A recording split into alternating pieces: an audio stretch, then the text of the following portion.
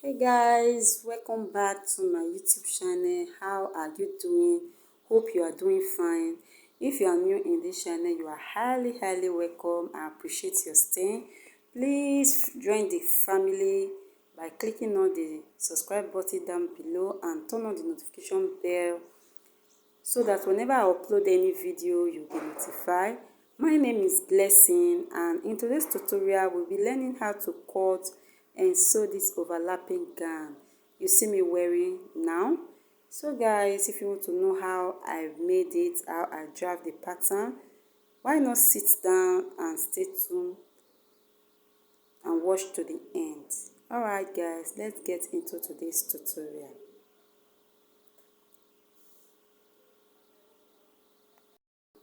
So guys, with me here I have my pattern paper and the material I will be working with. This is a stretch fabric and I got it from the market. This is a 2.5 yard of fabric. Okay, so I will just go ahead to rule a starting line, and that will serve as my shoulder line.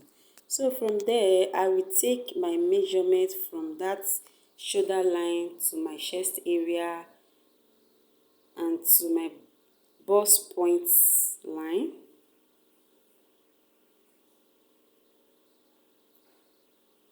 and to my waistline, and that is 16 inches. Okay, so now I will just go ahead to rule up this line that I just marked.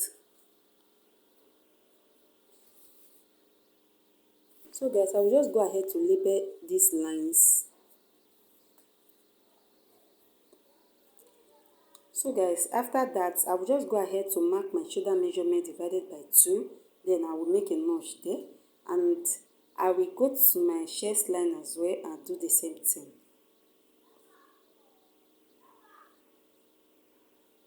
So after that I will just roll it up.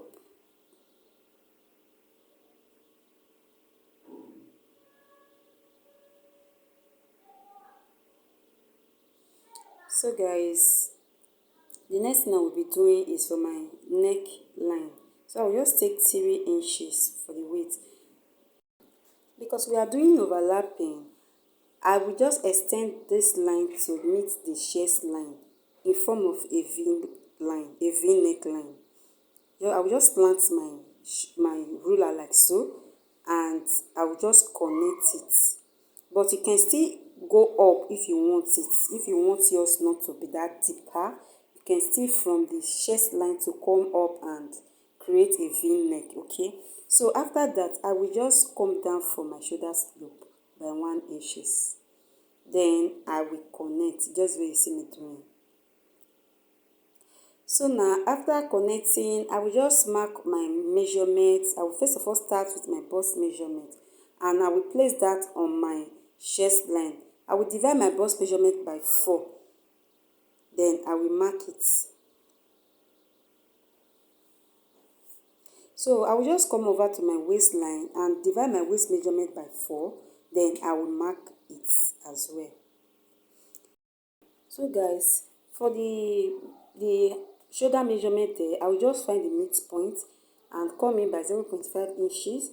Then I will connect with my curve ruler to connect those 3 lines together.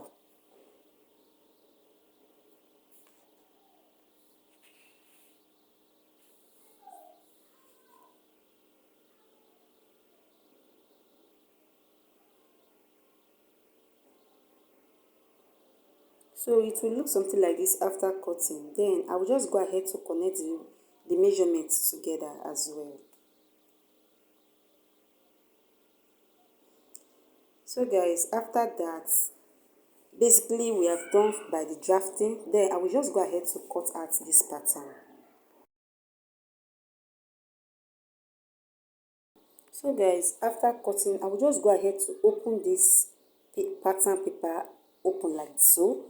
Then you know we are doing overlapping. Then what I will do here is that I will just connect from that part there to meet the end. What I will do here is that from that part, the waist part, I will come up by half an inch. Then I will now connect it. I will just come up by half an inch there. Then I will just make a slant to meet that line that I marked, that half an inch that I marked. I will use the help of my French curve to do that.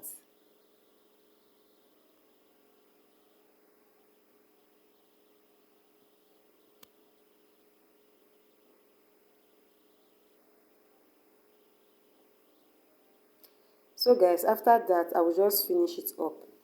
I will just cut it out. So guys, after cutting, it will look something like this. Then I will fold my fabric into two and cut out. So before then, let's go to the back to draft out the back first. So guys, this is the back part. I've already marked my normal measurement. Then I've marked the neckline as well, 3, but for the back width, length is 1 inches. I'm sure we are used to this before, if you have been following me. So I will just connect it like so.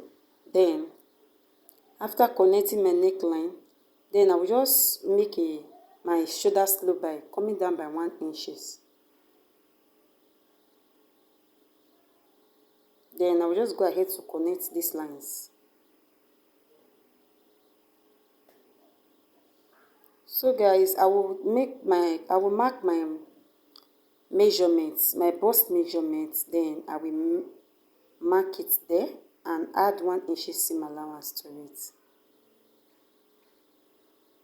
I didn't put an dart because it's a stretchy fabric.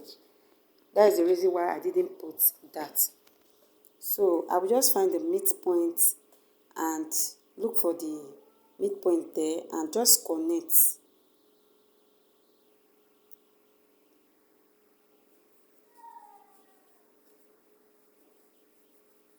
So guys, after that, I will go to the waistline and mark my waist measurement.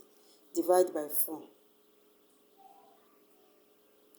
Then after that, I will add my seam allowance to it.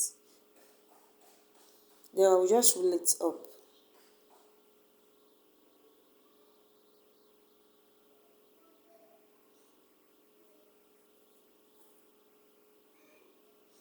So guys, we are done with this back pattern. Then we can cut it out now. So guys, I've went ahead to cut out my fabric, and for the back I double it. The front I added half an inch on the lap area, and you remember I didn't add seam allowance to the front, so I added seam allowance as well. Then guys, for the I cut out 4 parts, so I will use the same fabric to do the lining as well.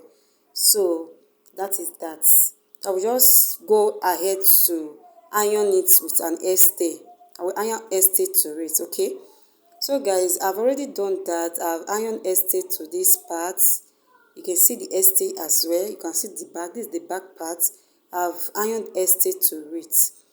So guys, the next thing I will be doing here is that I will use the lining of the front. I will just go ahead to, I will go to my sewing machine. Then on this lappy area, I will run a stitch by half an inch on it. Then I will also run a stitch for the side as well. Then I will also do the same thing to the back. So guys, let me just go and come back to show you guys. So guys, I've done that. You can see I've sewed it and I ironed it very well. You can see how flat it is. So you can see the other side of the overlapping. I've sewed it and I ironed it very well. You can see how it is. So guys, I've done the same thing to the back as well. You can see the back. I sewed it and I ironed it very well. So guys, the next thing I will be doing, I will just place these two pieces into each other to each other like this. Then I will run a stitch at the bottom part to secure the two. So guys, I've done that. You can see I've secured it with a stitch. So the next thing I will be doing here is for me to take the back and the front together and join them together by the shoulder. So the way I will be doing it is that the back part I will open the lining and the main fabric. I will open it up like so, then I will use it to wrap the front shoulder. I don't know if you understand me. I will open the back lining and the fabric, then I will use it to wrap the front shoulder. Then I will just go ahead to run a stitch by half an inch on it.